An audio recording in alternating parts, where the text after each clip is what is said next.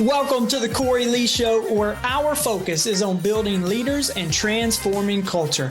My name is Cory Lee, and in each episode, I aspire to ignite something on the inside of you that encourages you to grow yourself and to make an impact on the world around you. Welcome to the Cory Lee Show.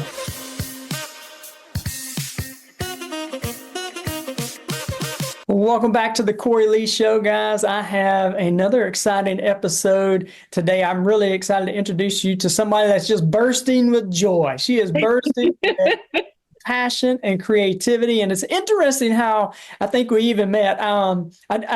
We met through initially LinkedIn. We got connected with LinkedIn. And I think I was doing a marketing outreach where I was reaching out to event planners, and Anna Halowinski emailed me back, and there was something about her. I was like, well, let's just connect. I'd love to hear about your business, and if there's anything we could collaborate on to work together. And as we spoke, I was like, for those that are listening and you're believers, you can tell when you connect with someone that they carry the same spirit as well. I was like, man, there's something about Anna. Like, I believe she's got an amazing story, and I would love for people to be able to hear her journey. And so, Anna, welcome to the Cory Show.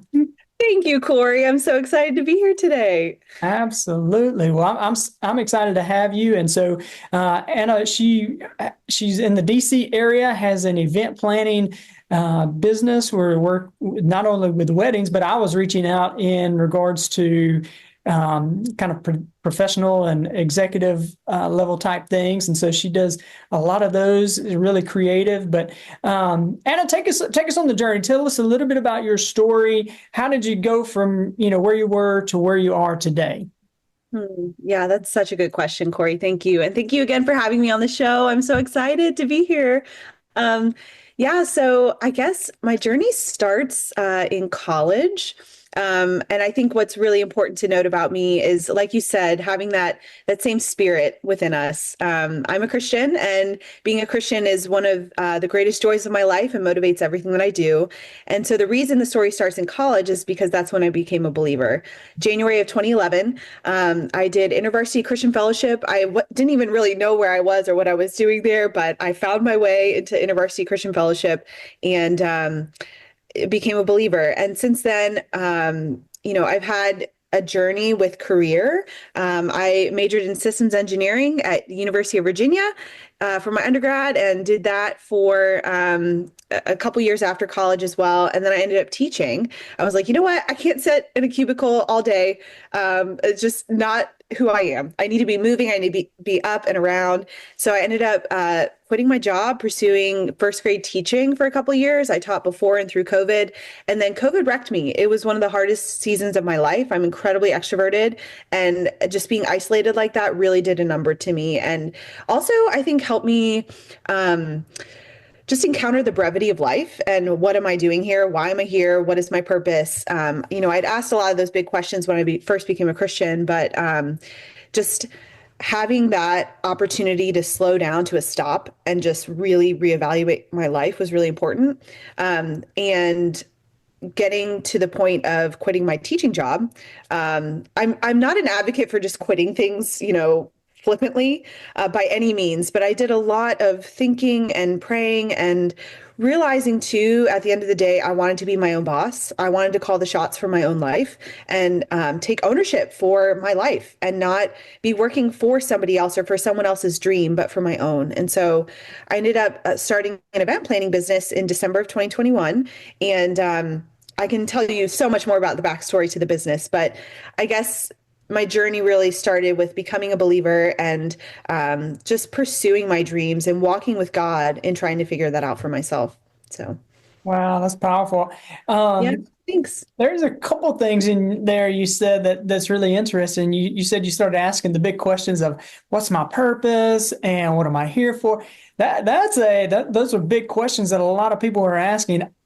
I mean, I would love to hear your journey with that. Like, I know you said once you became a believer, you started asking those questions. And I just feel like it'd be very helpful for people who are listening that may be asking those same kind of questions. And so you may still be trying to figure that out in those, but I would love to hear your journey with digging into that question. Yeah, that is such a good question, Cory. Thank you. Yeah, so in high school, actually, I had a bit of an existential crisis. I mean, I was 17 years old, but I've always been a very deep person and I've thought very deeply about things. And so I could be 17 years old and have an existential crisis. Um, but I was like, what is the purpose of life? Why am I here? I'm just going to go to college, get a job, get married, have kids, become a grandma someday, and then I die. Like, what's the point of all that? There's got to be something more. Yeah. And honestly, my encounter with the brevity of life through COVID, and just in that being one example of it, but also just encountering death, like embracing it, being like, okay, what is that? That has been something that's very important in addressing your purpose, because life here is short. I believe that we're here on borrowed time in a lot of ways. We're not guaranteed tomorrow. So what am I going to do with the time that I have? And so when I ask myself my purpose, a lot of it comes down to that of what am I going to do with the time that I have here on earth? Because I don't know how long that's going to be. And I want to be doing something that really matters to me. Because at the end of the day, like I've said before, it's my life. Like I get to call the shots for my life as an entrepreneur. And I cannot tell you how freeing that is to be in that kind of space. So, Yeah. yeah, hopefully that answers your question. No, that's really good.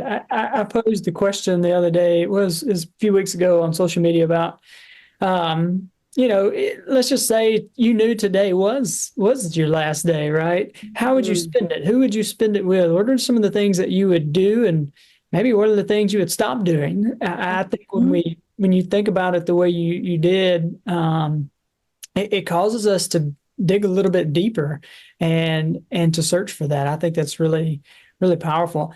I would love to go into that moment you made the decision to go into your own business, because it sounds to me like you were working for somebody else. And I Yeah. love the way you said it. I can either help build my own dream or I can help build somebody else's dream. That's kind of something like what you said.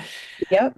But for so many people, and a lot of the people that listen, that is a scary thing. They know, like, man, I know I was made to do more, but the Mm, security of a normal paycheck, the security of benefits, if we got health insurance, all that stuff. I mm. love.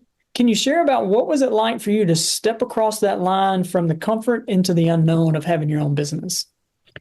Man, Cory, I'm so glad I'm here. These questions are Ah, so good. let's go. Yeah, let's go. Honestly, what holds people back is fear. Mm, I feel like it's really that simple. It's not complicated. It's a decision of whether or not you're willing to embrace the unknown. And also, I think the idea of security is something to address, because you lose your job, right? Like you could lose your job. My Uber driver the other day, he's a software engineer. And I was like, my goodness, not to like say anything's wrong with being an Uber driver, but he was like, I need to do something. Like I'm trying to make ends meet. And so I think there's just there's something to be said about security and what does that actually look like for us? Because yes, you could have the stable paycheck stable, right? But you never know what could happen. And so I think arguably uncertainty exists in any area of your life. It doesn't need to be just for entrepreneurs that there's uncertainty. There's uncertainty for people who are employees as well. And I had an analogy once, or an image once, that someone told me. They said, imagine you have a blank check in front of you, just a blank check. What are you going to do with it? If you have an employee mindset, you think, okay, maybe this is the cap, this is the ceiling, this is what I'm worth, or my time is worth, right? But as an entrepreneur, you look at that and you're like, the sky's the limit. Like, I have access to all of these resources and, time. I say this too, time is our most powerful asset. And I don't want to be trading my time for money, which as an entrepreneur, you get creative. You figure out ways to not trade your time for money. So I think it's really just a mindset shift. To be able to embrace fear, to actually push through the fear, and in order to do that, I mean, a lot of times I hear people talk about courage. You do things courageously, not in the absence of fear, but with fear included. You got to push through. And there's risk in life too, right? Wherever you are, whatever you're doing. And you have to weigh, I think, the trade-off of calling the shots for your own life or having someone else do that for you. ooh, watch out now. That's good stuff. I love what you said there. Like, the security aspect, is it really secure? Is that really secure? It sounds secure in the moment, but anything could happen, like you said. Anything can happen. That's right. I was talking to a friend of mine. Actually, she was on the podcast and she said something one time. She was talking about opening up her own business and she was talking about all the what ifs. What if this and what if that and what if this? And she noticed that all of her what ifs were negative. Mm, Kind of like what you were saying. She's like, well, if I change my perspective, what if this did happen? Like, what if this good thing can happen? That's kind of what you're saying is I like that. totally. Rather than thinking about everything that could go wrong in the situation, think about everything that could go right. And I Yeah. think it really is a mindset shift. And for me, the first year of business, I didn't make a lot of business. I was really just crafting my story, understanding what I was doing, why I was doing it, and doing the mindset work. Like I had to actually ask myself the hard questions of, am I capable of this? Do I have what it takes? Am I enough? Like even conversations around that with myself were really important to have. But you have to get through that. If you want to be a successful business owner, you have to get to the point of believing that you can. Because if you don't believe it, I mean, other people might believe it for a time, but you have to be the one to really believe it and own it. Yeah, yeah, I love that. And you mentioned even before we started recording about the mindset stuff, and that's exactly it. Can you go into that a little bit more of how you've seen that either help or limit yourself or limit other business owners? I'd love for you to dive into that some more. Totally, yes. The first word that comes to my mind is confidence. I feel like when you are really embracing a growth mindset, you have a positive outlook on life, you grow in confidence Yeah. and you grow in I want to say like stature, like posture, like how you carry yourself. You're able to carry yourself in a way that communicates confidence, that communicates decisiveness. I have what it takes. I can do this. And people want to do business with you when you carry yourself that way. And mindset is the work that you have to do. It's just necessary work that you have to do if you're going to be a business owner. And I've said this before too, to some of my friends, and I've done some like PowerPoint parties with people and done presentations on entrepreneurship. Like, so fun, a concept we could talk about another time. But entrepreneurship equals personal growth was my presentation at this PowerPoint party. Entrepreneurship equals personal growth. If you have areas of your life that are not operating well, your business will expose those things, and you either have to address them and fix them, or the business will fail. And it is that simple. And so mindset is so intricately connected with that. So Yeah. hopefully that helps. But yes, I mean, mindset is just so important when you're being a business owner because you're just confronted with yourself all the time. And you have to be not resistant to the change that needs to happen, and have a growth mindset so that you can really get through it. Yeah. One of the things we teach in leadership is called the law of the lid, that if you lead anything, you are the lid on that team. It doesn't matter what you lead. If you lead a business, if you lead a small group, if you lead a team or a community group, as the leader, I am the lid on that business. So I have got to grow. And that's kind of what you're talking into. Yeah. Wow, yeah. And honestly, limiting beliefs come into that for me too. Like if I have a limiting belief, whether I see it or not, if I'm the lid for the company, I got to address that, right? Because one of the things we talked about this before the recording started, generational wealth. Like that's a part of my story.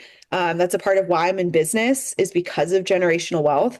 But if I want to continue that legacy, I need to address my limiting beliefs because one of the things that I want to become in life is wealthy in every aspect of the word, not just financially, but spiritually, emotionally, relationally, physically. I want to be in a position of wealth. And when I think of the word wealth, I don't just think of income.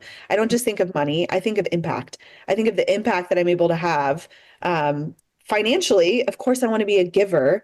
I have so much that I could share about this, Cory, but like being a go-getter, you got to be a go-giver. Like if you Yeah. want to do well in life, and I hear this from millionaires all the time, you got to give. Like you got to be a good giver in order to elevate and level up in life and pursue wealth. So Gotta I know be. there's so many things we could tackle here, but let's go. This is great. I like it.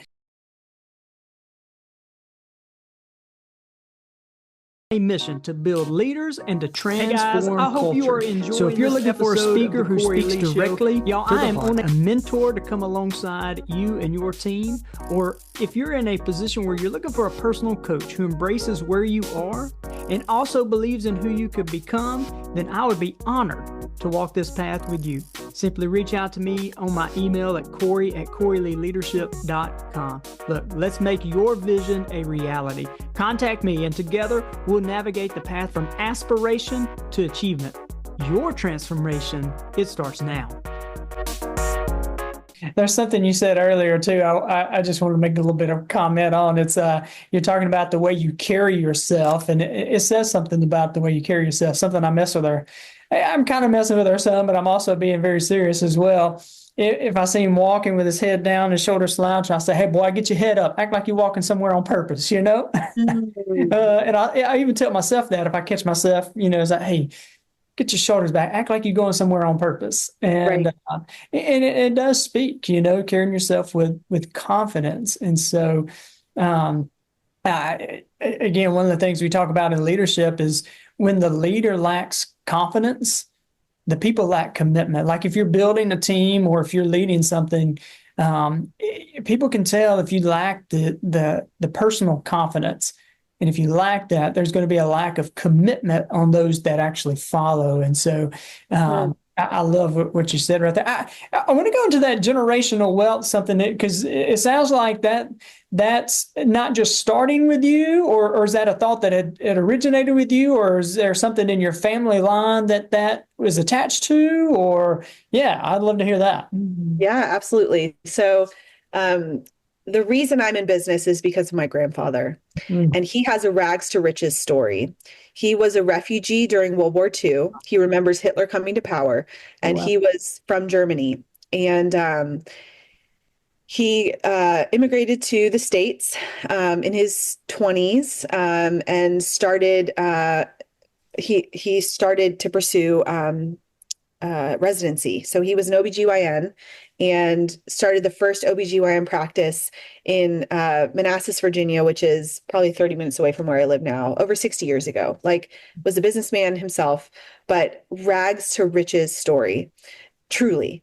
And I mean, he was homeless in his 20s. He lived through the war. Like, he had some crazy stories of what he saw and what he experienced in Germany. And just to put a tangent in this thought of generational wealth, for a man to end his life, he died when he was 93 in October of 2022, Wow. to end his life with a mantra of forgiveness and an attitude of gratitude. He was all about those things and generosity. I mean, he lived such an amazing mantra of forgiveness, gratitude, and generosity. And I am so inspired by his story because he really did live the things that he preached, and he had to. I don't know. It's just crazy, like the stuff that he experienced in the war, and the kind of man that he ended up becoming. It was just fascinating and amazing to me. But in terms of generational wealth, my grandfather was a very good businessman, and he saved money. Like, he knew that in order to care for himself and his family, he was a saver. Saving money was just the thing that Opa did. And he was able to, as a result, bless his children and his grandchildren. And he even had one great grandchild before he passed. And my sister's expecting her second. So 2 great grandchildren, but Let's go. Yeah, I go sis. Yeah, I'm very proud of her. I mean, it's not something that started with me, but it certainly started with my grandfather. And I am honored to carry on the baton of that. And I want to be in business so that I can continue that legacy of generational wealth. And I will say too, my business is called Penderview Events because I live on Penderview Terrace, and my grandfather helped me purchase my home. So talk about an inheritance, right? And talk about something that inspires me in business all the time. I'm even taking this call right now from my home, and I'm like, this place was gifted to me by my grandfather because of his hard work and effort. So all the more reason I want to pay it forward with Penderview Events, but also with my life. So yeah, there's so much wrapped up in that. That's awesome. I would love to hear some of, I don't know, there's probably been so many conversations you've had with him that were impactful, but you share any conversations that you just first thought that comes to mind that really speaks to your heart, that whenever he spoke it just really impacted you at the heart level. Any of those conversations you've got that come to mind? Wow, Cory, that's such a good question. Yeah, I mean, my grandfather and I were incredibly close, and there there were many moments where he would talk about his attitude of gratitude and also um, his way of dealing with people. Like he always was like, everyone's fighting a battle of some sort, and you just have to be kind. Mm. Um, so kindness was something he really emphasized a lot as well. Um, that to me was a beautiful thing. And he would say too, when people were suffering and in pain and causing pain to other people as a result by being mean or lashing out or whatever, he's just like, I feel sorry for them. I feel sorry that they are in that position. And he had so much compassion for people. And another thing too was his mantra of forgiveness. I mean, I have not met someone like him since who has had to forgive so much. But I've been able to see through his life how liberated he became as a Mm. result of forgiving, because there's so much freedom in forgiveness. And he lived that out. So, and he would tell me stories of the war and his childhood, and it was hard. It was Yeah. hard. And to hear him say those things and then tell me he had forgiven them and he had made peace with God, I'm like, who am I to complain about anything I have going on in my life? To see how much he overcame was really just such a joy. Yeah. Wow. I love that. It's really encouraging too. It's such a difference between people who talk about it and those who talk about it and be about it, if you will. Mhm. And it's so much more impactful whenever our actions and our words align. Because the thought of attitude of gratitude sounds good. It sounds good Yeah. until I'm met with the opportunity to not have gratitude or Mhm. to be generous. It sounds good until maybe I feel like I'm lacking in the opportunity to provide for someone else, comes. That's good stuff. That's good stuff. Yeah. Yeah. And I will say too, there's always going to be opportunities in life that challenge us and challenge our ability to be grateful. I mean, I think of the verse in First Thessalonians, since I'm a Christian, it's something that guides my life, where God says, or Paul says, God says through Paul, Yeah. rejoice always, pray continually, give thanks in all circumstances, for this is God's will for you in Christ Jesus. So God's will, God's plan is all about prayer, rejoicing, and gratitude. And to give thanks in all circumstances. We're not necessarily giving thanks for the circumstances. Maybe we are. Like some people are able to give thanks for everything. And maybe that's what that verse means. I'm still kind of figuring it out myself. But I mean, every opportunity, there's something that we can find to be thankful for. I mean, another thing too, just to bring it back a little bit to like World War II. There were people in concentration camps in World War II who were thankful for the fleas. Hmm. They were thankful for fleas. I don't remember where this story came from. There's a book that I remember my grandfather Corey talked. Ten Boone's talking about that. Yeah. Yes. Okay. Go Okay. for it. Thank Go for you. it. Yeah. Thankful for the fleas. Are you kidding me? If these people are in concentration camps and they're thankful for fleas because the guards wouldn't come in so that they could read their Bibles, Yeah. Yeah. right? Like talk about like a hardcore, desperate, dependent faith where it's just such a matter of perspective. Everything is. And when I think about my life, and I am so blessed. I have a home. I have food on my table. I have clothing. I have a car. I have friends who love me. I have family who loves me. I have so much to be thankful for. Like if I just stop complaining and get outside of the little bubble that I've created for myself, I see how every problem is not insurmountable. Does that make sense? Oh, Yeah. yeah. Yeah. Yeah. You can get through anything if you believe you can and you have God's power and him supporting you. There's just there's no telling what you can do. And I really believe too that all things are possible with God. Mm. And that has been a mantra for my life as well, and how I run my business and how I do life. Yeah. So So good. I'm just kind of laughing because think for the listeners, I think they've met the female version of Cory Lee, I think is what they've met. oh, But yeah, I'm with you, man. let's go. 100%. I've got one last question for you there, and it's more in the business world. I would love to hear. So you've been operating in your business for a few years now.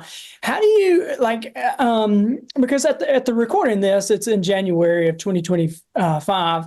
And so this time of year, a lot of people are thinking about goals. And so no matter when you're really listening to this, growth is something you want to be thinking about. How do you what is your process for goal setting or making never want to get complacent? And so Right. being grateful for all the things that you've done, but how do you keep that tension of not being complacent, but being grateful and still shooting for the impossible at the same time? I love it. That's such a good question. Yeah. I mean, the first thing that comes to my mind is mentorship, knowing that I can't do it alone. Like Yeah. I need the support of a mentor, of someone who's gone before me, who's actually hit the goals that I'm striving for, and can show me the way. It's an investment, but it's worth it. Like I have a business coach right now, and he's a Christian as well. And so we just are very like-minded, in business and life. And so, he has the tools, and I'm using the tools that he's giving me to create those goals and to aim for them and to make them measurable too, right? Like, I don't know what the acronym stands for, but the SMART goals, the ones that are measurable and achievable and all those things. Yeah. Yeah. But yeah, and then also, having those things in front of me all the time is really important.